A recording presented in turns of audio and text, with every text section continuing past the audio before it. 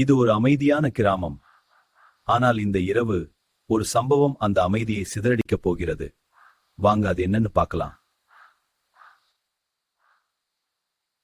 இன்னைக்கு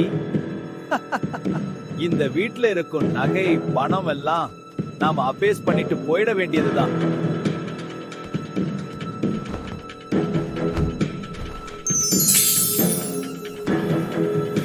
அடடா, ஜாக்பாட்!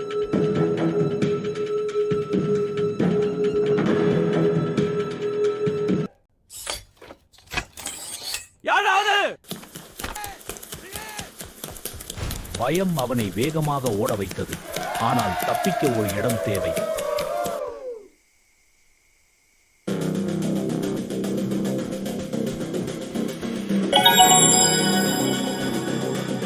திருடன் நகையை மறைத்துவிட்டு வீட்டில் இருக்கும் ராமுவை பார்க்கிறான்.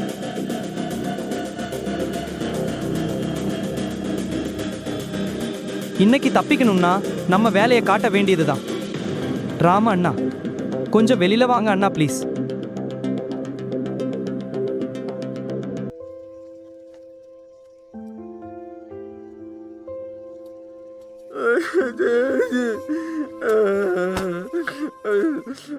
ஐயோ தம்பி, யார் நீங்க? ஏன் என் கால்ல விழறீங்க? எந்திரிங்க முதல்ல.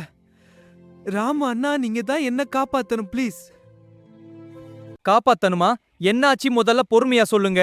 அண்ணா, ஊர்க்காரங்க எல்லாம் ஏதோ திருடனை தேடுறாங்க. நான் தான் அந்த திருடன் நினைச்சு என்ன துரத்துறாங்க. நீங்க தான் காப்பாத்தணும். சரி, நீங்க அந்த கொட்டகையில ஒளிஞ்சிக்கோங்க. அது திருடன்னு தெரியாம அவன் மேல பாவப்பட்டான் ராமு. ஏம்பா தம்பி, இந்த பக்கம் யாராவது மூட்டை ரோடு நாங்களா பாத்தியா? இந்த பக்கம் தானே வந்தான். தேடுங்க, அந்த பக்கம் பாருங்க. அப்படி யாரையும் நான் பார்க்கலையே. நான் தான் யாரையும் பார்க்கலன்னு சொல்றேன், நம்ப மாட்றீங்க. என்னது? இவ இப்படி கேட்டா உண்மையை சொல்ல மாட்டான். எனக்கு என்னவோ இவ மேலதான் சந்தேகமா இருக்கு. நீ யாரு தம்பி? நான் பக்கத்து ஊர் பண்ணையாரு. வெளியூர் வியாபாரத்துக்கு போயிட்டு வந்துட்டு இருந்தேன்.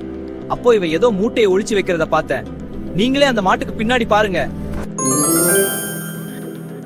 பாத்தீங்களா இந்த யோக்கியன் செஞ்ச காரியத்தை? ஊரெல்லாம் நல்லவன்னு சொல்றாங்க, ஆனா இவன் பெரிய திருடனா இருக்கான்.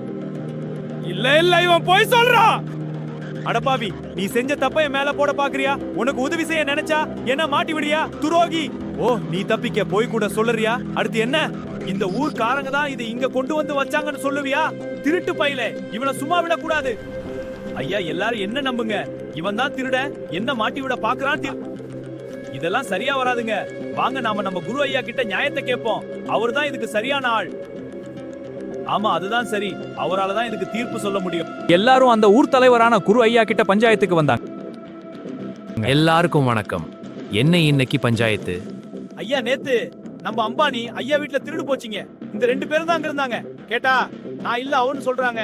நீங்க தான் யார் உண்மையான திருடன்னு கண்டுபிடிக்கணும் ஐயா. நடந்ததெல்லாம் ஊர் மக்கள் மூலமா கேட்டு தெரிஞ்சுக்கிட்டார் தலைவர். அப்புறம் சொன்னார், முதல்ல திருட்டு நடந்த இடத்த நான் பார்க்கணும். குரு ஐயா இடத்த நல்லா சோதிச்சார். அப்புறம் அவர் முகத்துல ஒரு தெளிவு வந்துச்சு.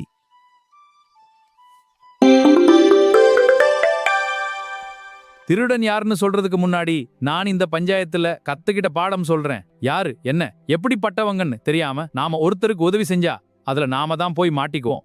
திருடன் இந்த வெளியூர்காரன் தான். இல்ல, இது தப்பான தீர்ப்பு. நான் தான் திருடன் சொல்ல என்ன ஆதாரமா? ஆதாரம் உன்கிட்ட தான் இருக்கு. அப்படி என்ன ஆதாரம்? உன் கால்ல நீயே பாரு, அந்த ஆதாரம் தெரியும். நேத்து தான் அந்த வீட்டு சுவர்ல சிகப்பு பெயிண்ட் அடிச்சிருக்காங்க. அது எப்படி உன் கால்ல வந்துச்சு? பெயிண்ட் அது வந்து மன்னிச்சிடுங்க.